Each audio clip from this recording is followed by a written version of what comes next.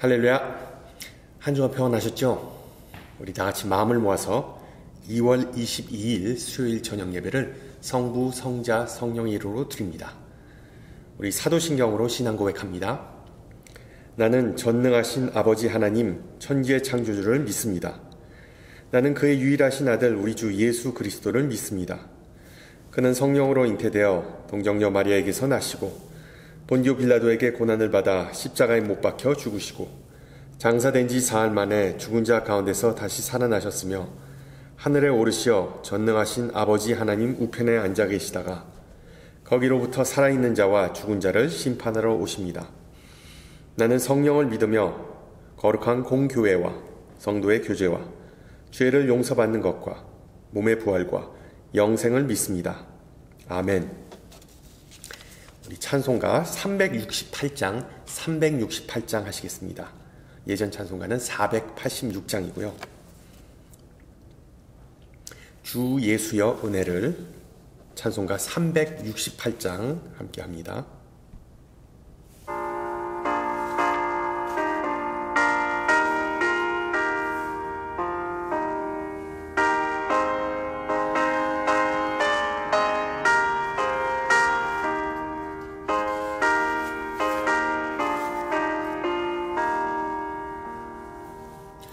주 예수여 은혜를 내려주사 고충 많게 하옵소서. 이 줄이고 목마른 나의 맘에 주 성령을 부소서. 주 예수여 충만하는 내 영혼에 부소서. 주 예수만 나의 힘 되고 내 만족함 됩니다. 주 예수여 죄에서 풀어주사 날 정결케 하옵소서. 이 세상의 유혹이 나의 맘에 틈 못하게 하옵소서. 주 예수여 충만하는 내 영혼에 부소서. 주 예수만 나의 힘 되고 내 만족함 됩니다. 옛 야곱이 천사와 씨름하던 그 믿음을 주옵소서. 이 세상의 물결이 흉흉해도 날 평안케 하옵소서. 주 예수여 충만하는 내 영혼에 부소서. 주 예수만 나의 힘 되고 내 만족함 됩니다.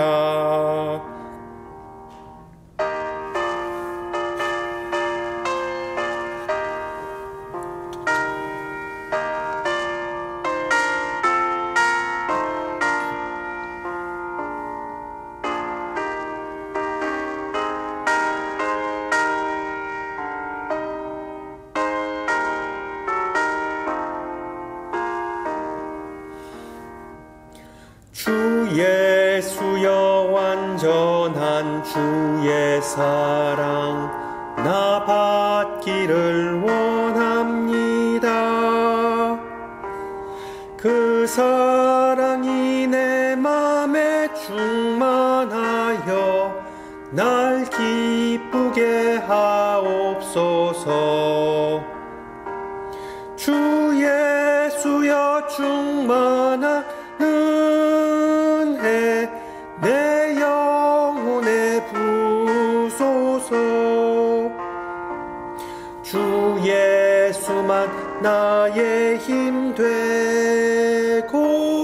내 만족함 됩니다.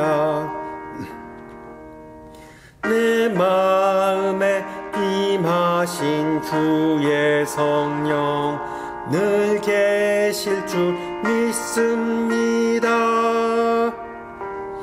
그는 은사를 나에게 부어주사 주 섬기게 하옵소서. 주 예수여 충만한 은혜 내 영혼에 부소서. 주 예수만 나의 힘 되고 내 만족함 됩니다. 아멘.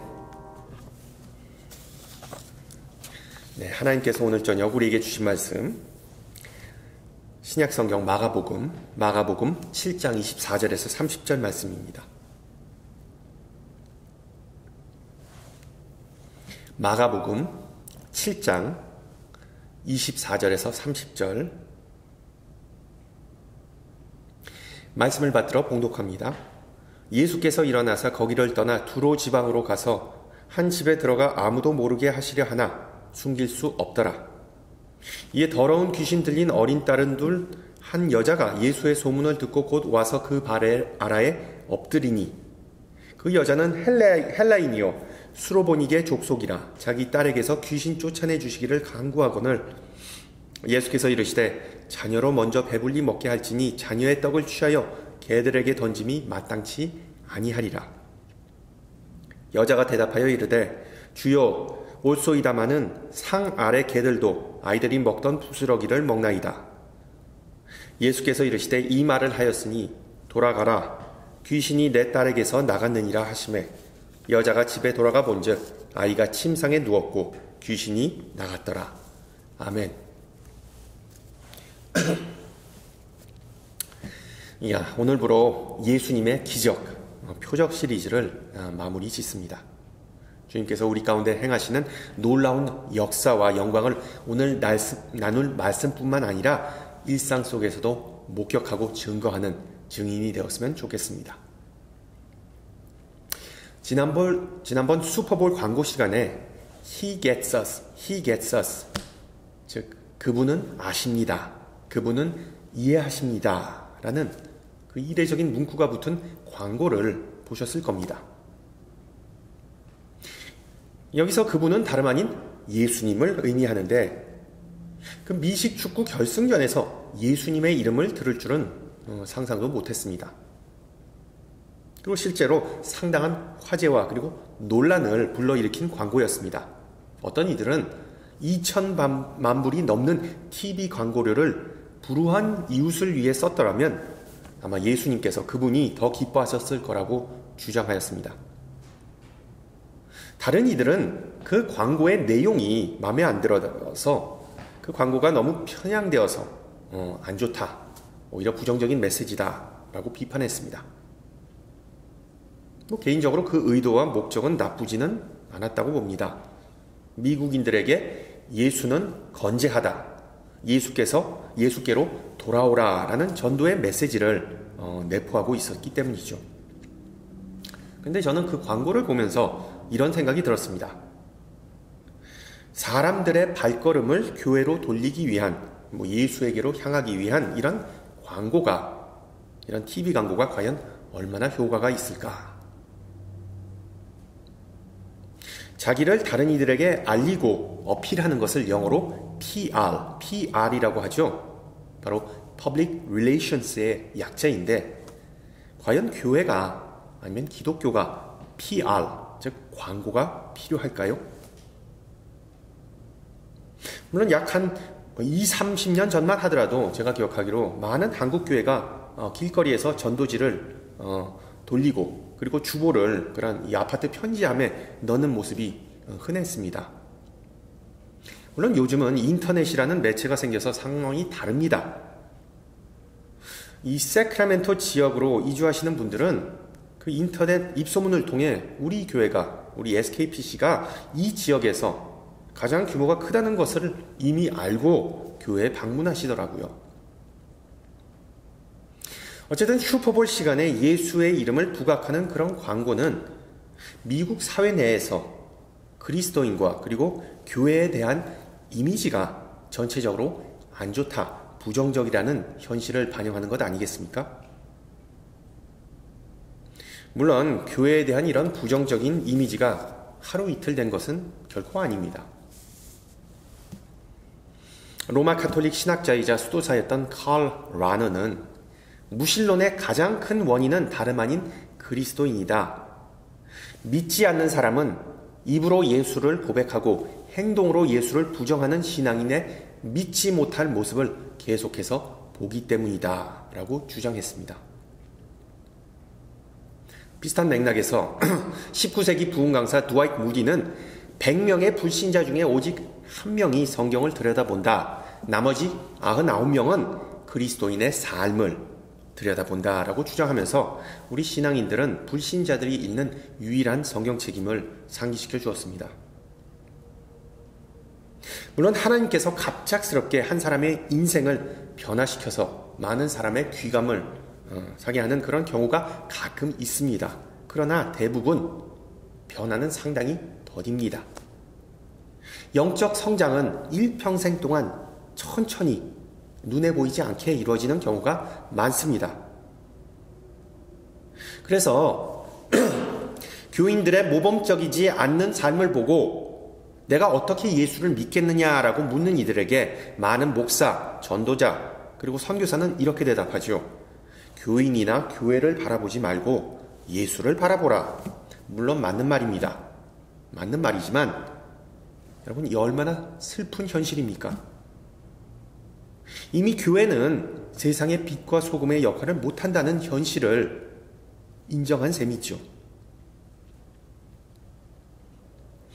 그렇다면 과거에는 어땠을까요? 우리 예수님은 PR, 그 어떤 광고나 선전이 필요하셨을까요? 예수님은 자신의 이미지에 신경을 쓰신 분이었을까요? 전혀 아니었습니다. 전혀 아니었습니다. 오늘 본문 24절을 보세요. 예수께서 한 집에 들어가 아무도 모르게 하시려 하나 숨길 수 없더라고 기록합니다.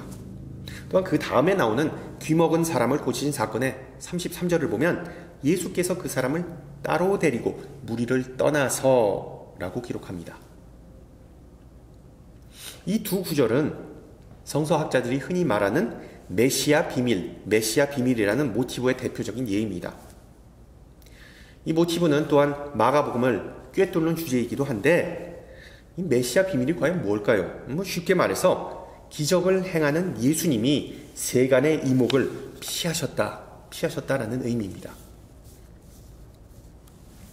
여러분, 이 미국만 해도 유명 인사들이 많은 파파라치에 시달림을 받는데 심지어 세상을 구하러 오신 분께서 어떻게 사람들의 이목을 끌지 않고 은밀하게 행동해야만 했는지 잘 이해가 가지 않는 부분입니다. 그러나 마가복음 저자가 예수님을 그렇게 비밀스럽고 은밀하게 행동하는 분으로 묘사한 이유는 분명하죠. 예수님은 자신의 영광을 나타내기 위해 이 땅에 오신 분이 아니었습니다. 사역을 통해 자신이 주목받기를 절대 원하지 않았습니다. 메시아 예수는 결코 사람들에게 인정을 받거나 유명세를 불리는 것을 원하는 분이 아니었다는 것입니다. 영성작가 헨리 나우에는 많은 신앙인, 특히 지도자들이 겪는 세 가지의 유혹을 지적합니다. 그는 말하기를 우리는 다른 이들에게 인정받기를 원하고 주목받기를 원하며 권세를 누리기를 원합니다. 여러분 알다시피 이 세 가지의 유혹은 예수님께서 광야에서 40일을 금식하시고 사단에게 시험받았던 내용입니다. 따라서 구세주 예수님은 어떤 기적이나 표적을 통해 인정받고 시선을 끌고 권세를 누리기를 원하셨던 것이 아닙니다. 오히려 자신의 죽음을 통해 다른 이들에게 알려지기를 원하셨습니다. 예수님께서 비밀스럽게 행동하신 이유는 바로 자기 자신이 아니라 영혼 구원을 위해 하나님의 최종적인 도구인 이 십자가로 세간의 이목을 끌고자 하셨던 것이죠. 그리고 이것은 결코 쉽지 않은 과제였습니다. 군중이 예수님을 찾았던 이유는 십자가가 아니라 기적 때문이었습니다. 예수가 기적을 행할 수 있다고 믿었기 때문이죠. 특히 예수님은 그들의 오랜 염원인 그 로마의 억압에서 좀 해방해 주실 분이라고 믿었기 때문에 광적으로 예수님에게 몰려들었습니다. 그러나 예수님은 독립투사가 아니라 겸손의 메시아였기 때문에 최대한 이목을 끌지 않고자 하셨던 것이죠. 문제는 오늘 본문에 나오는 예수님의 모습은 겸손함 또는 온유함과는 거리가 있다는 점입니다. 언뜻 봐서 이방 여인을 거의 쓰레기 취급하면서 무례하기 그지없고 심지어 인종차별주의자적인 그런 모습으로 비춰집니다. 이 남녀노소 할 것 없이 모든 일을 반겨주신 평상시의 모습을 생각하면 이런 모습은 참 이례적으로 보입니다. 여러분, 오늘 본문을 좀 더 자세히 살펴볼까요? 마가복음 저자는 예수님께서 갈릴리를 벗어나 이방 지역인 두로로 가셨다고 기록합니다. 그리고 앞서 말씀드린 대로 예수님은 그 누구에게도 자신의 행보를 알리지 않으셨습니다. 추측하건대 아마 아주 힘든 하루를 보내셨고 몸과 마음이 지쳤던 것으로 보입니다. 좀 슬로우 다운 하고자 혼자만의 시간, 그리고 하나님과의 시간을 좀 갖고자 하셨던 의미가 다분히 보입니다. 안타깝게도 어찌어찌해서 위대한 치유자 예수가 동네에 왔다는 소문이 금방 퍼져 나갔습니다. 한 귀신 들린 어린 딸을 둔 여인이 도와달라고 갑작스럽게 들이닥칩니다. 이 당시의 관습에 의하면 예수님은 그 여인의 요청을 들어줄 일말의 이유가 없었습니다. 왜? 그 여인은 우선 이방인이었습니다. 유대인들과 이방인들은 정말 물과 불과 같은 사이였죠. 둘째로 그 방문객은 여자였습니다. 가족이나 친척이 아닌 남성에게 여성이 먼저 다가가는 것은 아주 부적절한 행위였습니다. 몇 주 전에 나눈 마가복음 5장의 그 혈루증 앓는 여인이 바로 그런 금기, 터부를 나타내는 사례이죠. 그리고 마지막으로 말씀드린 대로 예수님은 심신이 상당히 지친 상태였고 재충전이 시급히 필요했습니다. 그런데 이 여인은 눈치도 없이 다짜고짜 예수님의 사생활을 침해하였습니다.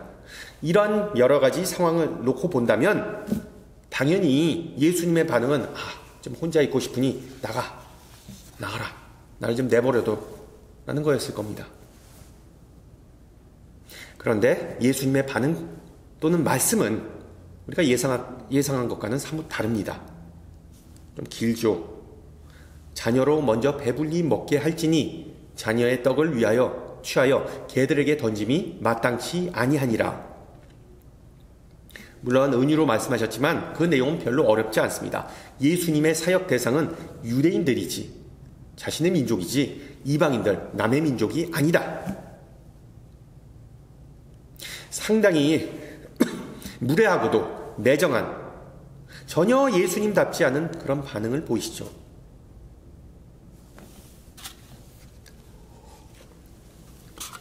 물론 어떤 주석가들은 이 헬라어 원문에는 dog가 아니라 강아지, 그러니까 퍼피라는 단어가 쓰였기 때문에 예수님의 발언은 그 여인에게 있어 그다지 모욕적인 것이 아니라고 주장하기도 합니다. 물론 우리 할아버지 할머니들이 아유 우리 귀여운 똥강아지라는 표현도 있지만 여러분 미안하지만 강아지는 또 다른 말로 정확하게 개의 자식입니다. 개의 자식입니다. 이 문화를 막론하고 개의 자식은 더도 덜도 아닌 쌍욕입니다. 자녀가 생지옥을 경험하는 부모를 빗대어 할 말은 절대로 아니죠. 여러분 왜 그런 일이 벌어진 걸까요? 그냥 욕이 나올 정도로 예수님의 컨디션이 안 좋았던 것일까요? 아니면 이 갑작스러운 불청객 때문에 자신의 그 좀 쉬고자 하는 계획이 틀어져 가지고서는 감정이 욱했던 것일까요? 우리가 오늘 본문을 보면서 조심해야 할 부분은 예수님께서 사용하신 화법이 우리가 일반적으로 생각하는 것과 차이가 있을 수 있다는 점입니다. 무슨 얘기인가 하면 예수님의 이런 화법, 예수님의 이런 말씀은 현대적인 기준으로 볼 때 모욕적인 언사로 분명히 들리지만 당시에 유행했던 활발한 토론의 한 예시입니다. 그러니까 상대방을 먼저 자극하면서 톡 찌르면서 아픈 곳을 콕 찌르면서 격한 토론을 디베이트를 이끌어내는 것, 바로 탈무드에 자주 등장하는 그 랍비들의 화법이었습니다. 랍비가 제자들과 대화를 갖고자 할 때, 가르침을 베풀고자 할 때 그런 방법을 썼다는 것이죠.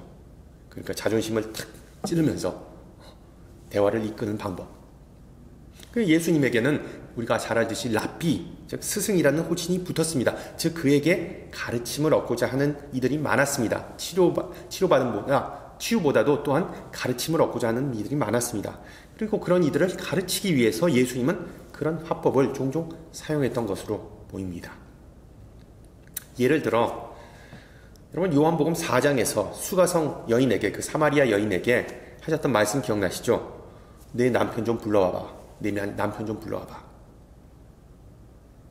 외간 남자가 아녀자에게 남편에 대해 왈가왈부하는 것 상당히 무례하게 들립니다. 그러나 그것 또한 그 여인에게 수치를 주기보다 가르침을 베풀기 위한 수단이었던 것입니다. 바로 이런 활발한 토론의 장을 조성하기 위한 그런 장치였던 것이죠. 마찬가지로 예수님은 이 수로보니게 여인에게 이리 와봐, come on, 또는 얘기 좀 하자, let's talk 라고 초대하신 셈입니다. 신약시대의 가부정적인, 남성 중심적인 사회에서 랍비가 여성에게 먼저 말을 걸고 그녀에게 가르침을 베푸는 것, 상당히 이례적이고 또한 과감한 행동이었죠. 그 여인도 예수님께서 그런 초대를 할 줄 상상도 못했고, 그러나 망설이지 않고 대답합니다. 맞받아치죠. 주여 올소이다마는 상 아래 개들도 아이들이 먹던 부스러기를 먹나이다. 분명히 굴욕적인 언사로 들리기도 하지만 다른 한편으로 대단히 재치 있는 반응 아니겠습니까? 이런 재치 있는 또는 격한 토론은 신약뿐만 아니라 구약에서도 많이 찾아볼 수 있습니다.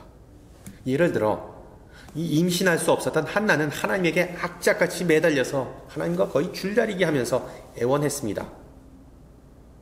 아브라함은 소돔을 멸망하시겠다는 계획을 듣고 하나님과 열심히 흥정을 하죠. 바겐합니다. 의인의 숫자를 50에서 10으로 깎는 수완을 보여줍니다.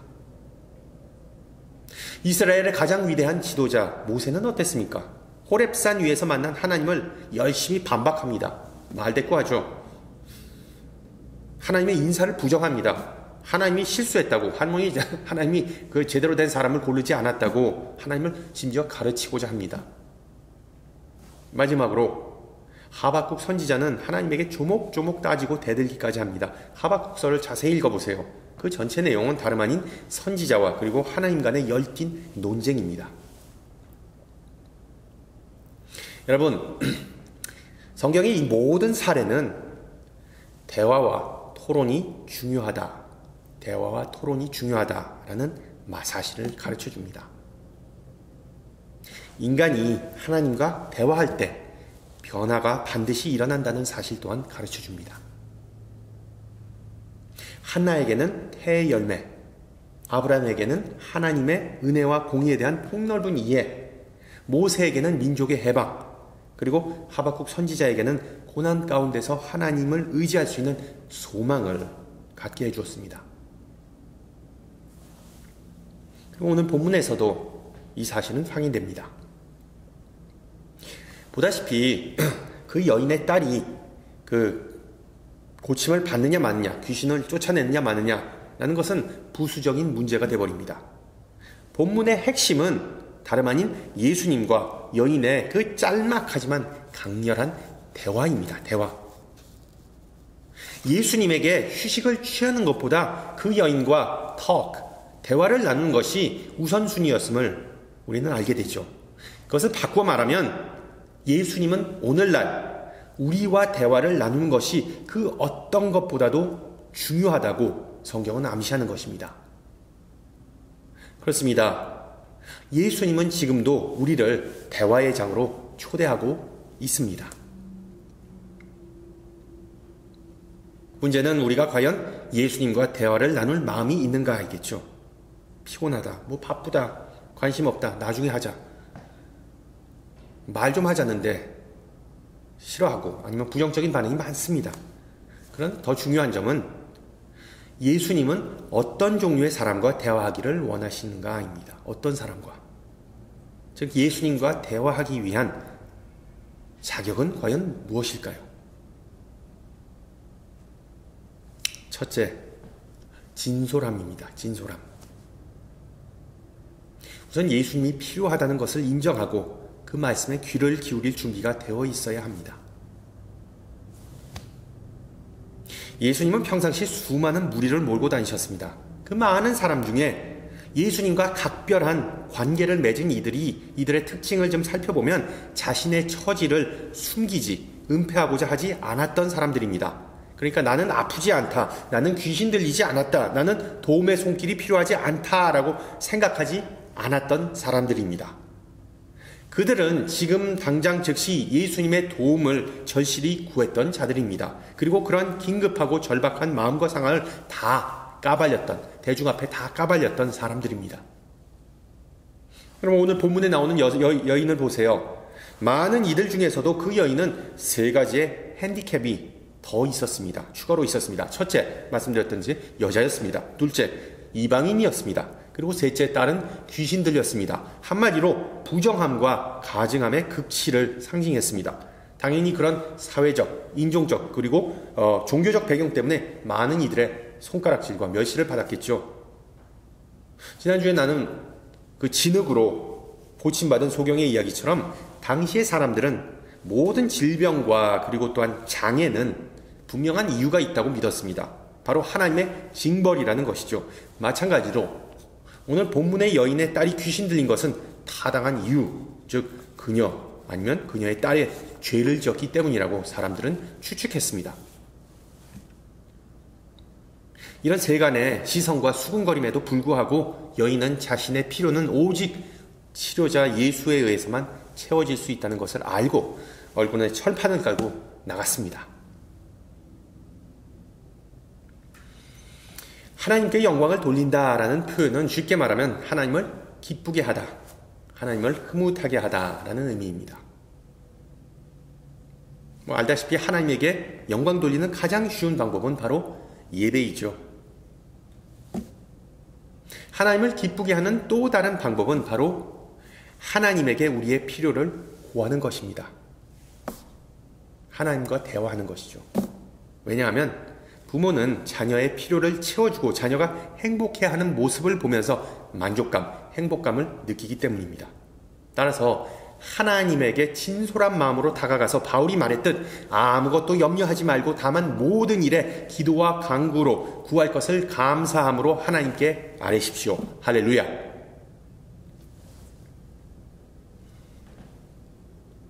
예수님과 대화하기 위한 둘째 자격, 겸손입니다. 여인은 겸손했습니다. 여러분, 여인은 예수님 발밑에 엎드려 귀신을 쫓아달라고 애원합니다. 앞서 보았듯이 예수님의 반응은 거기 새치기 하지 말고 줄 좀 서. 잘하면 콩고물이라도 있을지 모른다 였습니다. 그러니까 여인의 그 믿음을 테스트하면서 어떻게 나올지를 지켜보신 것이죠. 이것을 바둑 용어로는 호석이라고 합니다. 호석. 그리고 여인은 어떻게 응수합니까? 맞습니다. 나는 콩고물이라도 감사하게 받아먹는 개같은 존재입니다. 바꿔 말하면 은혜를 입을 수만 있다면 그 어떤 수모도 감수할 수 있음을 보여줍니다. 중세기 신학자이자 수도사 성 버나드는 다음과 같은 명언을 남겼습니다. 겸손 없이는 더 큰 은혜를 맛볼 수 없다. 따라서 수모를 당할 때 그것은 은혜로 인도하는 길이라고 생각하라.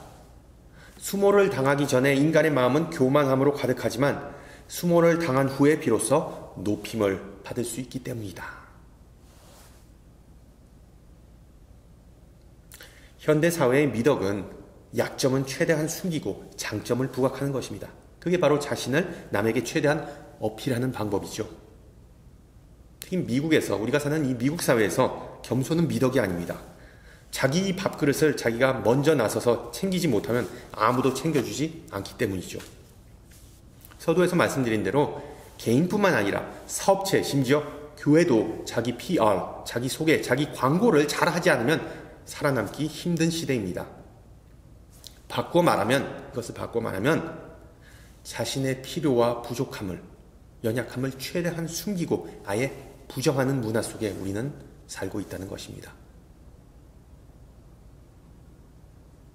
수로보니게 연인은 자신의 필요를 숨기지 않고 자신의 부끄러움을 무릅쓰고 자신의 딸의 약점을 고했습니다.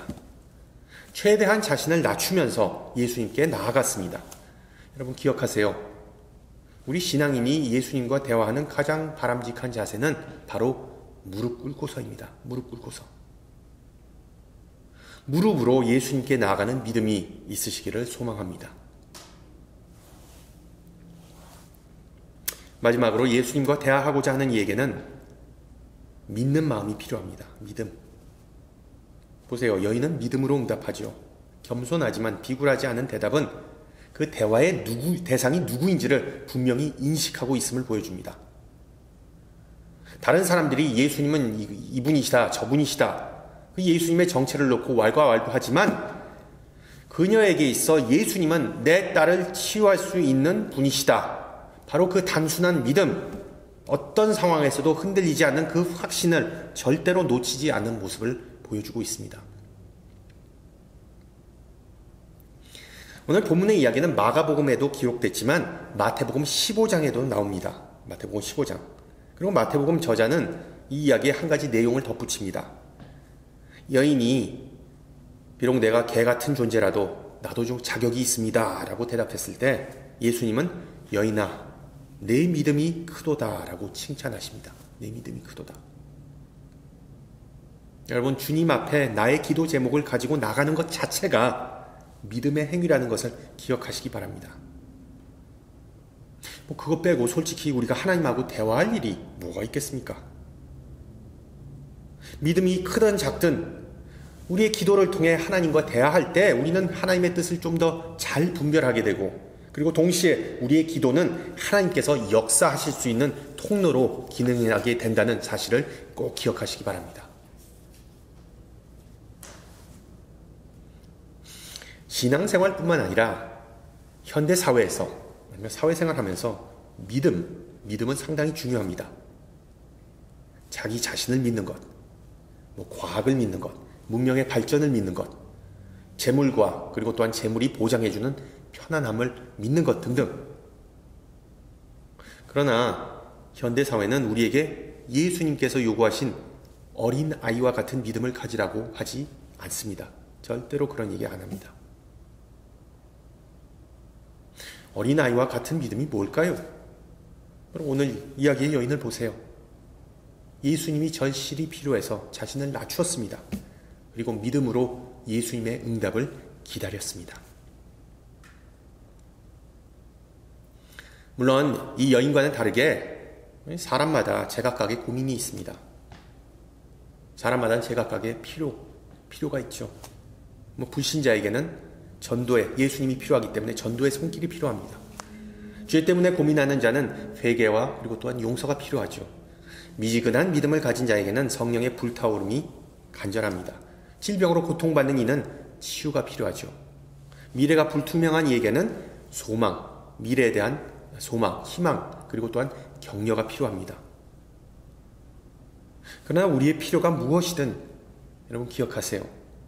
먼저 예수님과의 진솔한 대화가 선행되어야 합니다. 주님, 저와 얘기 좀 하시죠. 예수님은 어제나 오늘도 그리고 영원히 역사하시는 분이십니다.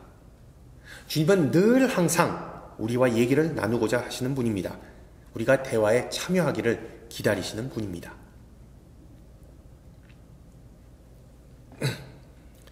전직 야구 선수이자 위대한 부흥 강사 빌리 선데이는 오늘 주일날 집회에 참석했다가 복음을 듣고 주님을 영접합니다.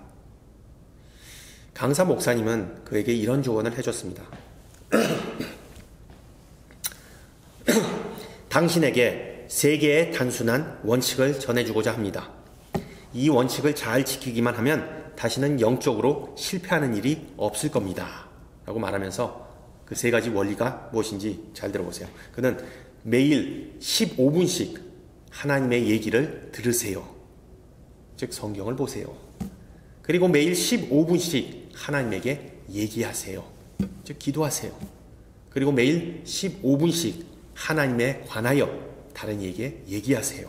즉 전도하세요.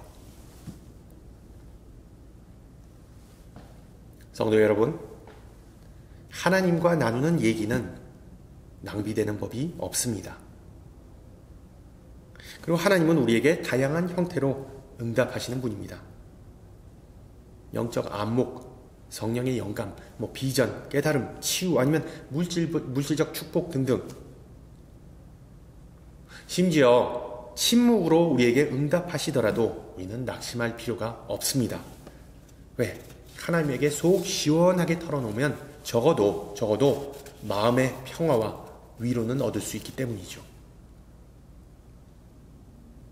그리고 혹여나 대화 중에 말 실수해서 주님의 마음을 상하게 할까봐 두려워하지 마십시오. He gets us. He gets us. 주님은 우리를 늘 이해하는 분이십니다. 함께 기도합니다. 귀하신 주님, 오늘 저녁 우리에게 주신 말씀을 감사합니다. 귀신 들린 자녀를 둔 여인의 이야기를 통해서 우리의 모습도 별반 다르지 않음을 배웠습니다. 우리를 힘들게 하는 말 못할 필요와 아픔을 주님 앞에 다 가지고 나옵니다. 주님의 귀하신 위로와 치유가 간절히 필요함을 고백합니다.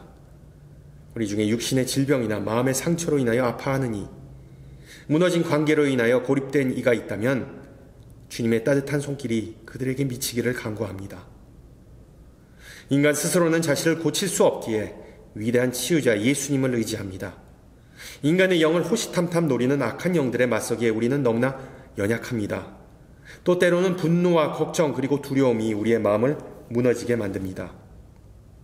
우리가 어찌할 수 없는 상황에 부닥치면 방황하고 누구에게 호소해야 할지 모를 때가 많습니다. 주님, 부디 정직하고 겸손하고 신뢰하는 마음을 우리에게 허락하사 주님을 구하고 주님께로 향하고 주님과 대화할 수 있기를 기도합니다. 인자하심과 사랑으로 보살펴 주시고 소망과 격려로 용기를 북돋아 주시어 주님의 능력과 인도하심을 다시 의지할 수 있게 하옵소서. 인내하신 주님, 터키와 시리아에서 벌어진 재해를 보면서 인간은 하찮고 연약한 존재임을 다시 한번 깨달으면서 주님의 자비를 구합니다. 지금도 비탄에 빠져 추위 속에서 두려움 가운데 구조를 기다리는 백성을 기억하시고 그들에게 은혜를 베푸시기를 기도합니다. 특히 삶의 터전을 잃은 모든 이들을 주님의 날개 아래 품으시고 사랑하는 이를 떠나보내는 슬퍼하는 이들을 위로해 주시고 갑자기 목숨을 잃은 모든 영혼을 받아주시옵소서. 사랑이 많으신 주님, 특히 우리의 마음을 사랑으로 채우사 희망을 잃은 이들을 위해 베풀고 쉬지 않고 기도할 수 있게 하옵소서. 우리는 하나님 나라의 백성이자 창문이오니 우리를 통해 주님의 은혜와 사랑이 이 세상에 아낌없이 전파되게 하옵소서. 함께 주님 가르쳐 주신 기도합니다. 하늘에 계신 아버지, 아버지의 이름을 거룩하게 하시며 아버지의 나라가 오게 하시며 아버지의 뜻이 하늘에서와 같이 땅에서도 이루어지게 하소서. 오늘 우리에게 일용할 양식을 주시고 우리가 우리에게 잘못한 사람을 용서하여 준 것 같이 우리 죄를 용서하여 주시고 우리를 시험에 빠지지 않게 하시고 악에서 구하소서. 나라와 권능과 영광이 영원히 아버지의 것입니다. 아멘. 네, 예배를 마쳤습니다. 여러분 혹시 모르시는 분들을 위해서 알려드리지만 오늘이 사순절의 시작을 알리는 제수요일 Ash Wednesday입니다. 여러분 혹시 거리에 돌아다니면서 이렇게 재로 이마에 십자가를 그리고 다니는 사람들을 보셨을지 모르겠습니다만은, 이제부터 한 6주간의 여정을 통해서 예수님께서 가신 그 고난의 길, 그리고 또한 이제 짊어지실 십자가를 우리가 묵상하고, 우리가 최대한 절제하고, 그리고 또한 말씀과 기도로서 예수님의 고난에 동참하는 그런 기간입니다. 참 의미 있는 기간인데, 우리 모든 성도님들 더욱더 주님과 함께 같이, 그리고 더 가까이 걸으시 동행하기를 소망합니다. 전 다음 주 이 시간에 뵙겠습니다. 샬롬.